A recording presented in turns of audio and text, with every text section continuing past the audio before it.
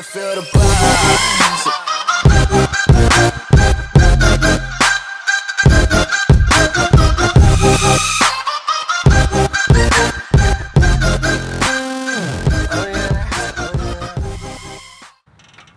What is going on, guys? Welcome back to another episode of the channel. Have you guys noticed that I've been wearing a lot of hats lately?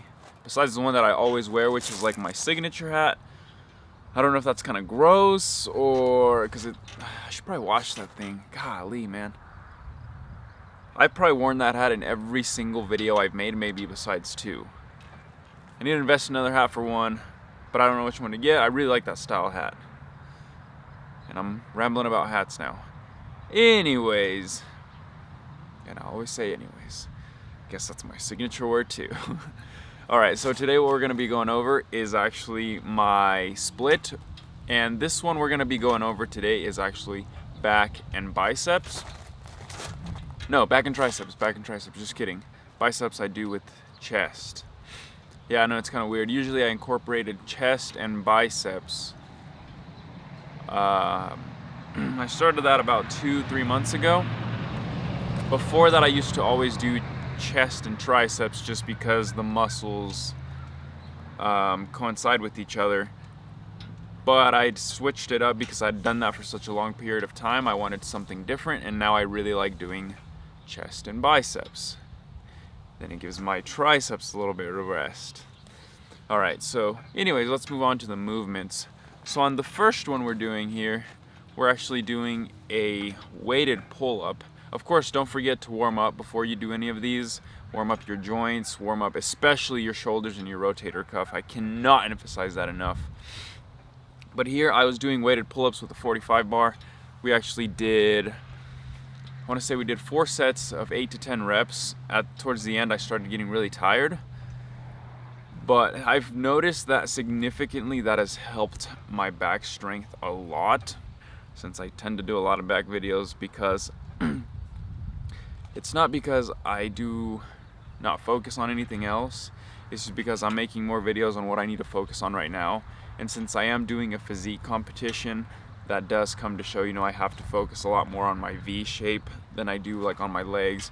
My legs, I've been really not giving them a lot of focus. I've been doing them once a week, and it sucks and it's difficult, but I have to focus on what I need to strengthen, and that's my chest, my back, and my shoulders. So that's what I work out the most. And then let's move on to the next exercise. For now, on this one that you're seeing now, here we're actually doing the seated row. This is the first time that I've ever actually done it like this, to where I'm leaning all the way forward and pulling back. This also, I did 15 to 20 reps, and we did 4 sets of those as well. And you pull and you squeeze once it gets to the back. That itself, wow, I can tell you my lats definitely were on fire after that one. I'd never tried this before, and it actually helped me a lot, so I'm going to keep doing this as a movement. I was looking up videos and I actually saw this being done, and I tried it, and well, it helped, I'll tell you that much. But after we did the 15 reps, we did that, and then we moved up to the lat pull down. It was actually a cable machine. It wasn't like not a cable machine. It was like a sitting stationary cable machine. It was really weird. It wasn't like the normal ones where you got the cable going through the pulleys and stuff. This one was actually like an actual just lat pull down machine in general. And on this one we also did, I believe we did 12 to 15 reps. Towards the end I only got maybe 10, just because I was extremely fatigued from that workout that we had done prior, and my back was getting tired. So on this one I like to focus on, just like you would on a pull-up, when you're coming up, instead of going straight up, you want to like kind of chest out a little bit, and you want to pinch your not your elbows, your back. Before you go up, you want to pinch your back and then lift, because that's going to incorporate and engage a lot more of your back, as it would generally if you're just lifting and using a lot more arm than you would be your actual back itself. So after that movement, we moved on to the dumbbell pullover itself. And this one, people incorporate it for lats, they incorporate it for chest. I guess it's really the preference of the person. I like doing this for a back workout, as you're seeing here. You go back with the weight. You let your lats flex, so they're getting a good stretch, and then you pull back up and repeat the movement. You don't want to pull the weight on a couple of these after I got tired. I actually let the weight rest right in front of me, but you don't want to. I personally don't think you want to do that. You want to kind of leave it a little bit over so it keeps the engagement in the lats, gives more of a workout in, and it makes you feel it a little bit better. But on that one, I had to go down weight because that weight was too heavy. I was doing 70s. I got to the second set and I was already struggling by like rep number 6. So I went down to 50s and then I finished off the sets there. We also did 4 of those. And then after all of that, we finished back. We moved on to triceps. We did 3 exercises for triceps. And then the first one we did was my favorite by far. I haven't found anything else that I like more than the overhead tricep extensions, as you're seeing here on the screen. I like personally to let it go all the way down and then I extend to the top. This is where I feel the most stretch in my tricep. And we did 15 reps of these. 15 to 20, I believe we did of this one too. And then there, as you can see on the camera, he got a little too close and I didn't expect it, so it made me laugh. But we did that one. That one extremely killed my triceps. I mean, by the time that we got to the next exercise, I was pretty dang done. But we stayed on that same machine, and then we moved on to the easy bar tricep extensions, which is just the ones right in front of you where you push down. And here I said, you know what, throw most of the weight on there because we'd done one before that and it was too easy, so we put more weight on there. And we finished off that workout itself. I believe I only got 10 of those. We ended up only doing 10 of those, 4 sets of 10 of those because the weight was extremely heavy. And then after this one, we moved on to your classic dips.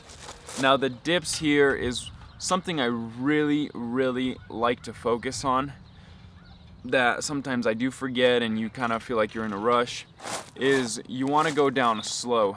You don't want to do like, extremely fast dips because then you're not getting as much engagement and as much involvement with your tricep in the movement. See how I started here doing it towards the end? I kind of, I started getting tired, so I tried to do a little bit more, so I started going faster and faster. And I need to learn and not forget and teach myself, the slower the movement, the better it can be for us. So that's just something I need to focus on personally. And I don't know why I don't do it. Maybe I just forget. Most of the time I think I do forget.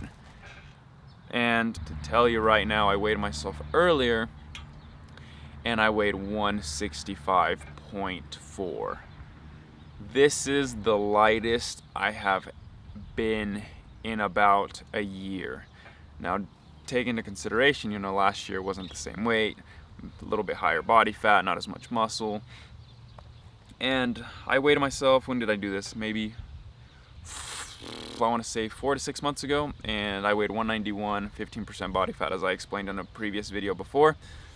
Now you take that and do the calculations, that's about 35 pounds of fat on your body, and I'm at 165 now. You also have to consider, muscle mass was sacrificed there too. I haven't maintained all of the muscle I did have in the beginning. Not all my strength is there. My squat has gone down, my bench has gone down.